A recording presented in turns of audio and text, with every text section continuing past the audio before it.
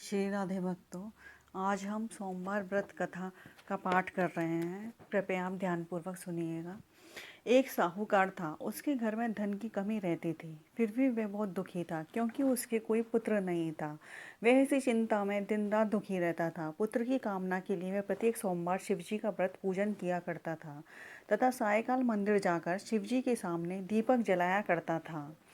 उसके इस भक्ति भाव को देखकर एक समय माता पार्वती ने शिवजी से कहा, महाराज, यह साहूकार आपका अनन्य भक्त है।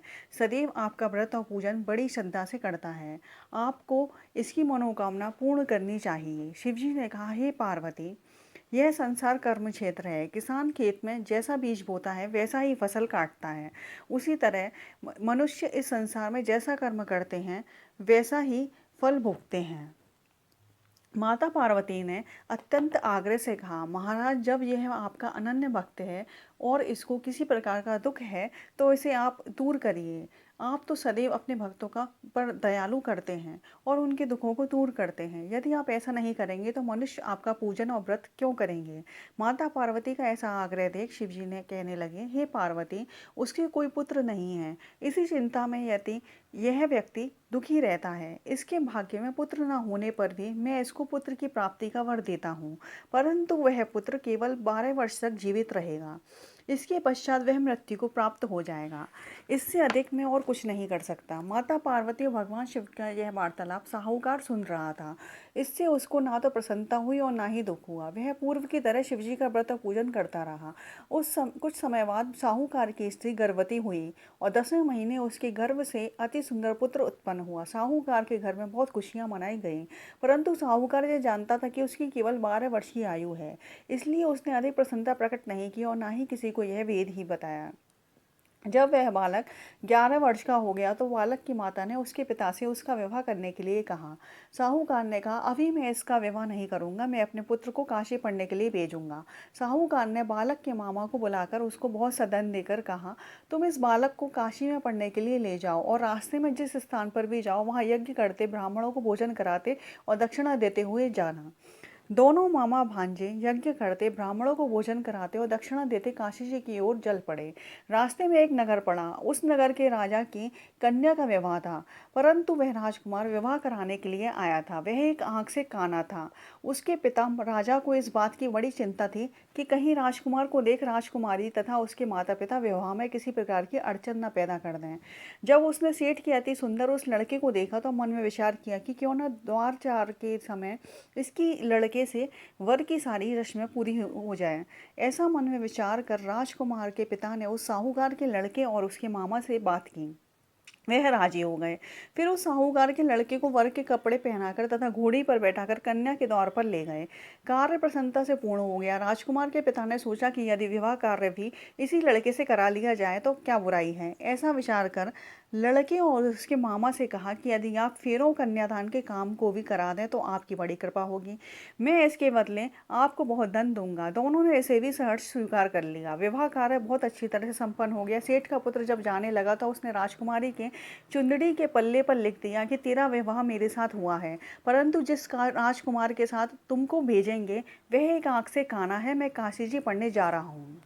सेठ के लड़के के जाने के पश्चात सेठ के लड़के के जाने के पश्चात राजकुमारी ने जब अपनी चुंदरी पर ऐसा लिखा हुआ पाया तो उसने काने राजकुमार के साथ जाने से इनकार कर दिया। उसने अपने माता पिता को सारी बातें बता दी और कहा कि यह मेरा पति नहीं है, मेरा विवाह जिसके साथ हुआ है वह काशी जी पढ़ने गया है। और राजकुमारी के माता पिता ने अपनी कन्या को विदा नहीं किया और भारत वापस चली गई। उधर सेठ का लड़का उसका मामा काशी पहुंच गए।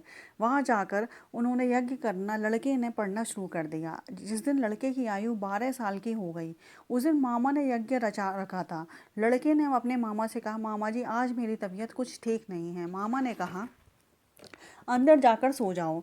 लड़का अंदर जाकर सो गया तो थोड़ी देर में उसके प्राण निकल गए। जब उसके मामा ने आकर देखा कि उसका भांजा मृत पड़ा है तो उसको बड़ा दुख हुआ। उसने सोचा कि अगर मैं अभी रोना पीटना मचा दूंगा तो यज्ञ का कार्य अधूरा रह जाएगा। अतः उसने जल्दी से यज्ञ का कार्य समाप्त करवाकर ब्राह्मणों को जाने के बाद रोना पीटना शुरू कर दिया।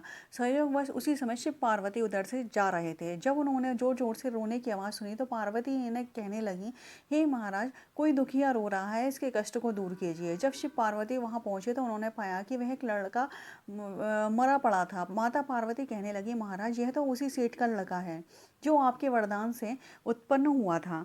शिवजी ने कहा कि हे पार्वती, इसकी आयु इतनी ही थी, यह भोग चुका। तब पार्वती ने कहा कि हे महाराज, इस बालक को और आयु दें, नहीं तो इसके माता पिता तड़प तड़प कर मर जाएंगे। माता पार्वती के बार बार आग्रह करने पर शिवजी ने उसको जीवन का वरदान दिया। शिवजी की कृपा से वह लड़का जीवित हो गया।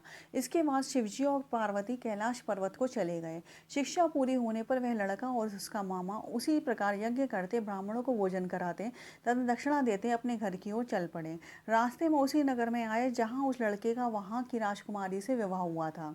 वहां आकर उन्होंने यज्ञ आरंभ कर दिया। उस लड़के के ससुर वहाँ के राजा ने उसको पहचान लिया और महल में ले जाकर उसकी बहुत आवागत की।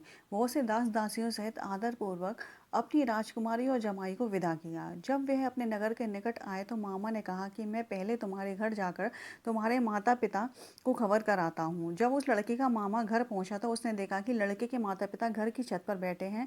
उन्होंने प्रण कर रखा था कि यदि हमारा पुत्र सकुशल लौट आया तो हम राजी खुशी नीचे आ जाएंगे, नहीं तो छत से कूदकर अपने प्राण दे देंगे।